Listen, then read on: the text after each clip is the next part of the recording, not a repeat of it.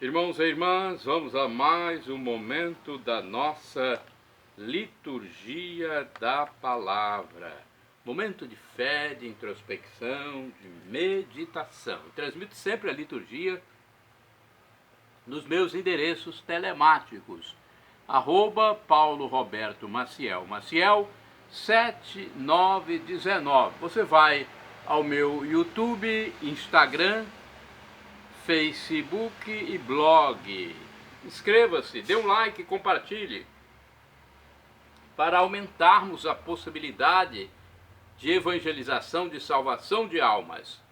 Neste vídeo, a liturgia referente ao tempo da Quaresma, dia 6 de março de 2024, quarta-feira, terceira semana da Quaresma. Estamos no ano B, em que se enfatiza mais o Evangelho de São Marcos.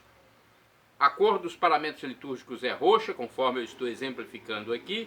No rito temos a missa própria com o prefácio da Quaresma. Primeira leitura do livro do Deuteronômio, capítulo 4, versículos 1 e do 5 ao 9. Moisés falou ao povo, dizendo: Agora, Israel, ouve as leis e os decretos que eu vos ensino a cumprir, para que, fazendo-o, vivais e entreis na posse da terra prometida que o Senhor Deus de vossos pais nos vai dar. Eis que vos ensinei leis e decretos conforme o Senhor meu Deus me ordenou, para que os pratiqueis na terra em que ides entrar e da qual tomareis posse.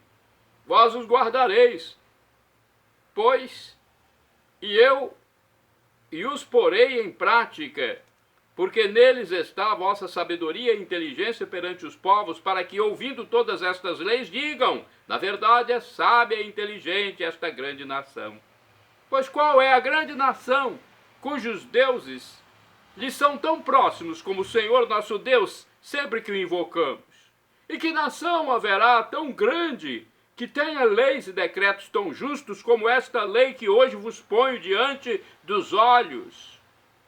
Mas toma cuidado, procura com grande zelo não te esqueceres de tudo o que viste com os próprios olhos, e nada deixes escapar do teu coração por todos os dias de tua vida.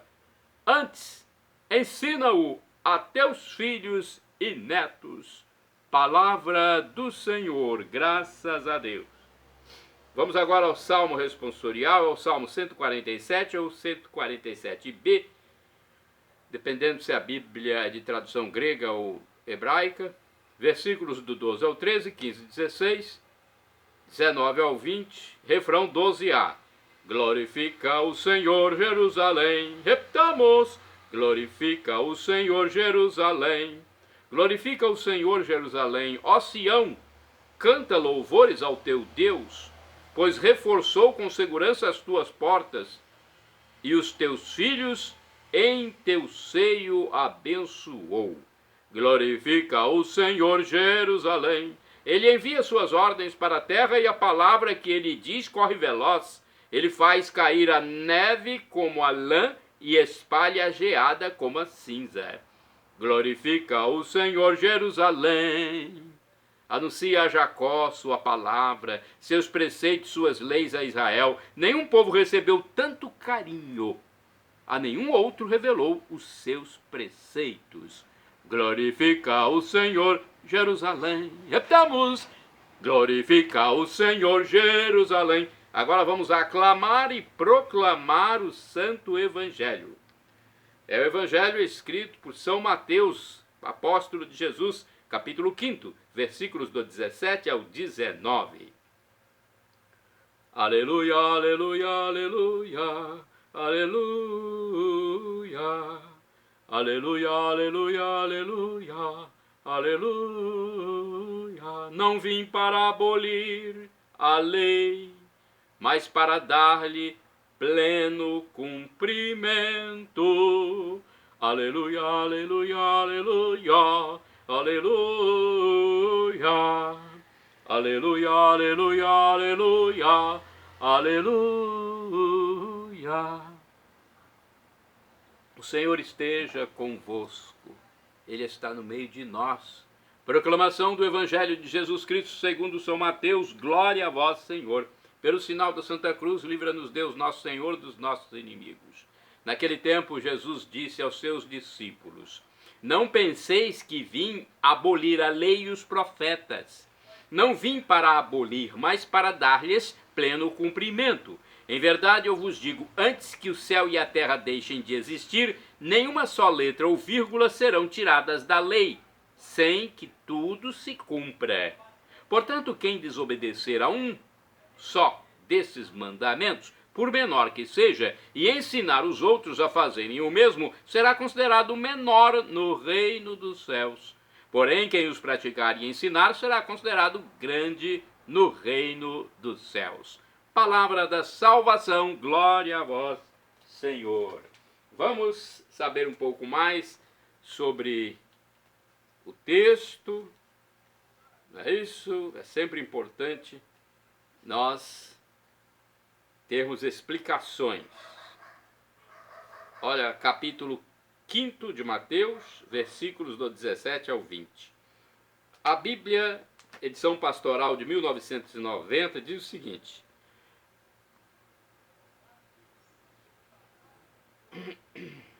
a lei não deve ser observada simplesmente por ser lei, mas por aquilo que ela realiza de justiça. Cumprir a lei fielmente não significa subdividi-la em observâncias minuciosas, criando uma burocracia escravizante. Significa isto, sim, buscar nela inspiração para a justiça e a misericórdia, a fim de que o homem tenha vida e relações mais fraternas. Em Mateus, capítulo 5, versículos do 21 ao 48, o apóstolo apresenta 5 exemplos para mostrar como é que uma lei deve ser entendida. Bem, não vamos entrar em detalhes, mas apenas ao Evangelho de hoje. Vejamos aqui agora mais uma interpretação do Dia a Dia com o Evangelho 2016. Diz o seguinte: Jesus vem para cumprir integralmente a vontade do Pai do céu. Desci do céu não para fazer a minha vontade, mas para fazer a vontade daquele que me enviou. A lei e os profetas foram dados e escritos para orientar o povo a viver segundo o projeto de Deus. Acertadamente, Jesus afirma que não veio descartar, mas realizar de modo pleno as Escrituras Sagradas. Jesus fala com autoridade que está acima da legislação antiga. Sua interpretação é autêntica. Ele cumpre a lei e os profetas no seu sentido profundo. Se Jesus corrige algumas tradições, doutrinas humanas inseridas na Escritura, foi no sentido de libertar de toda a opressão o ser humano e dotá-lo de vida e liberdade. Para Jesus, a síntese da lei e dos profetas é o amor a Deus e ao próximo. A caridade é a plenitude da lei, conforme diz o apóstolo São Paulo na sua epístola aos Romanos, capítulo 13, versículo 10. Mais uma reflexão está no livro Palavra e Vida 2013, que fala o seguinte: ser cristão não significa deixar de ser humano, mas é a oportunidade de levar nossa pessoa à sua plenitude. Ser cristão não significa uma pesada carga de normas e leis sem sentido que tenhamos de cumprir para não desagradar a um Deus exigente e ameaçador. Ser cristão abre-nos novos horizontes de liberdade, de crescimento, de vida. Nosso coração se expande, nossa capacidade de amar alcança limites insuspeitados. Não se trata de abolir nossa humanidade, mas sim de levá-la à sua plenitude, ao abri-la à relação com o Pai do céu.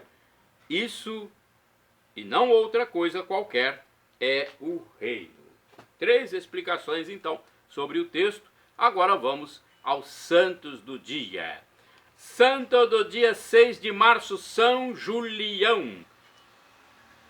Julião foi bispo do ano 690.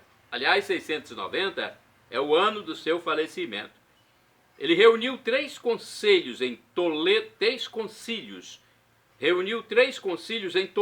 na Espanha. Expôs em seus escritos a verdadeira doutrina, dando mostras de caridade e zelo pelas almas. Santo do dia 6 de março, São Crodegando, foi bispo, faleceu em 766.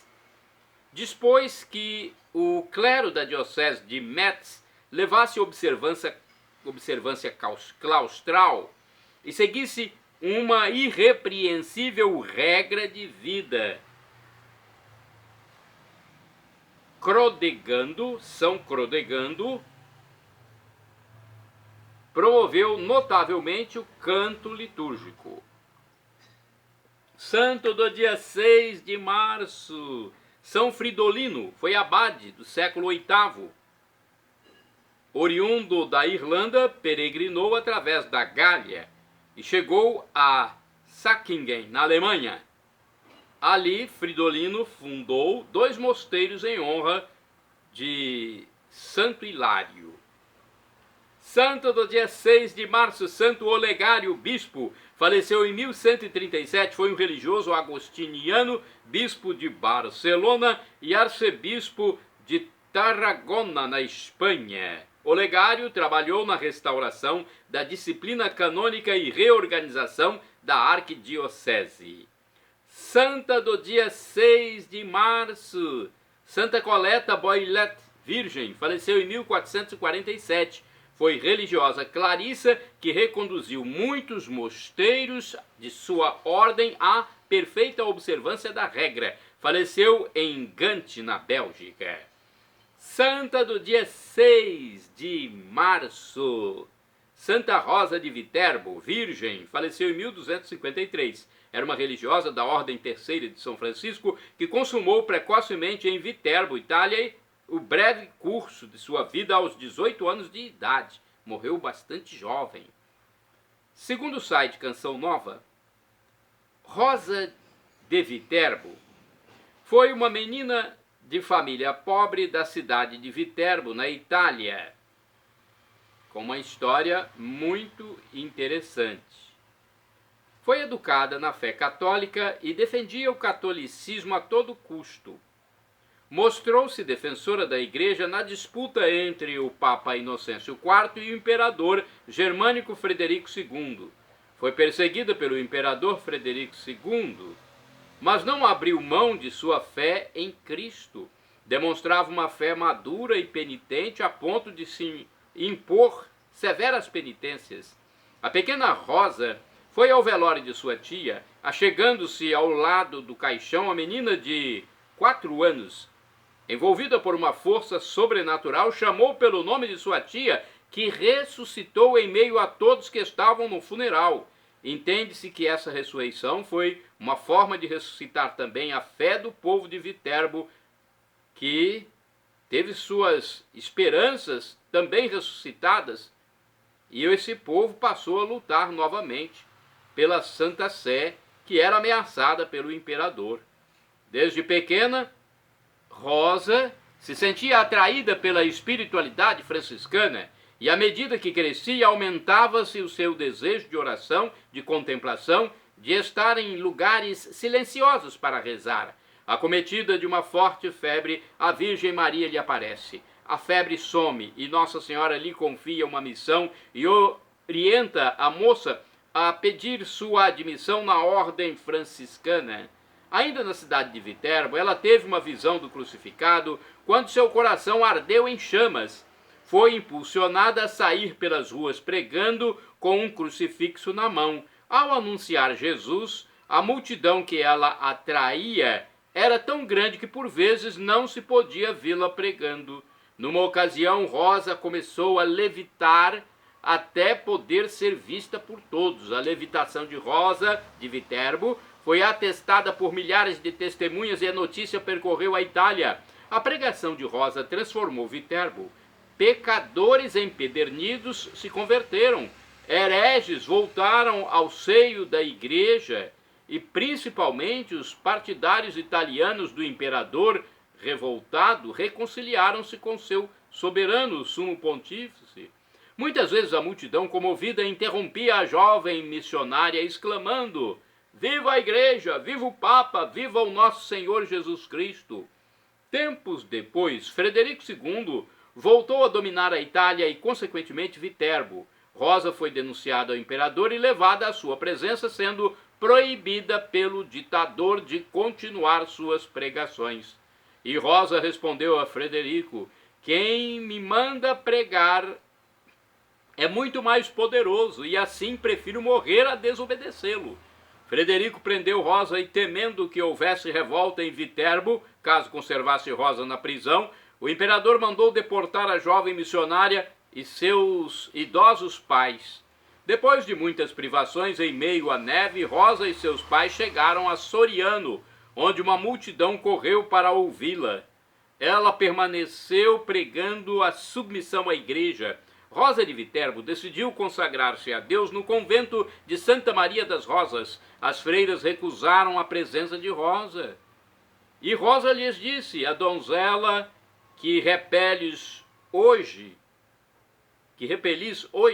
há de ser por vós aceita um dia com alegria, e aguardareis preciosamente. Rosa então transformou seu quarto em uma cela de religiosa, e assim passou seus últimos 7 anos de vida. Aos 18 anos entregou sua alma a Deus. Seu corpo foi sepultado na paróquia Santa Maria del Poggio. Por 3 vezes o Papa Alexandre IV sonhou com Rosa, que lhe pedia por parte de Deus que ele mesmo, o Papa, transladasse seus restos para o convento Santa Maria das Rosas. Alexandre IV deslocou-se para Viterbo. As religiosas daquele convento receberam seus restos mortais como um verdadeiro tesouro. Curiosidades. Oficialmente existem 2 festas de Santa Rosa de Viterbo: 6 de março, sendo o dia de sua morte, e 4 de setembro, dia da transladação do seu corpo para o convento Santa Maria das Rosas.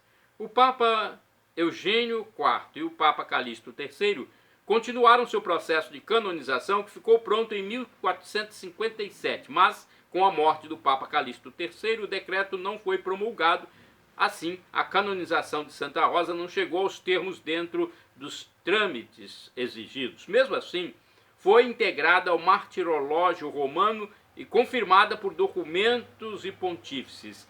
Há santuários de Santa Rosa de Viterbo nos Estados Unidos, França e México. Além da sacralidade, a vida da jovem Rosa de Viterbo foi excepcional, a ponto de repercutir para que cidades recebessem o seu nome no Brasil, Colômbia, Estados Unidos e Espanha também.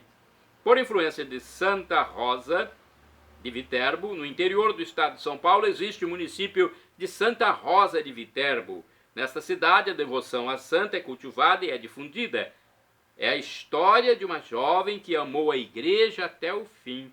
Reconhecida como intercessora da juventude franciscana e da juventude feminina da ação católica, também é invocada como padroeira dos exilados. Shalom Adonai é uma expressão hebraica que significa a paz de Deus. É o que eu desejo para todos vocês. El Shaddai significa Deus Todo-Poderoso, o Deus do impossível. Ele proverá aquilo que você deseja, se for para o seu bem. O professor e escritor de mais de 100 livros da Igreja Católica, Felipe Rinaldo Queiroz de Aquino, em seu canal no YouTube, onde esclarece as nossas dúvidas, diz que Deus pode nos dar uma dessas 3 respostas quando pedimos algo: sim, não ou espere. A resposta que for melhor Ele nos dará, pois afinal de contas é o nosso divino Pai eterno, o Pai das misericórdias, como diz o apóstolo São Paulo. E agora eu clamo: Maranatá, como dizemos nós católicos, ou Maranata, como dizem nossos irmãos separados, os evangélicos ou protestantes, não importa a pronúncia, o significado é o mesmo. Vinde, Senhor Jesus, um dia Ele voltará e será o juízo final. Quem crê em Jesus será salvo, e também quem é batizado tem que crer e ser batizado. Crer e ser batizado. Crer que Jesus é Deus e morreu na cruz por nós, pela nossa salvação. Ressuscitou, subiu ao céu e está à direita de Deus Pai Todo-Poderoso como nosso sumo sacerdote eterno. Nosso irmão primogênito, nosso mediador. Perdão, Senhor, pelos meus pecados passados, presentes, futuros, físicos, espirituais. Pecados do pensamento, palavras, atos, omissões, e me dê a vida eterna. Meu Jesus, eu quero a vida eterna convosco, meu Jesus.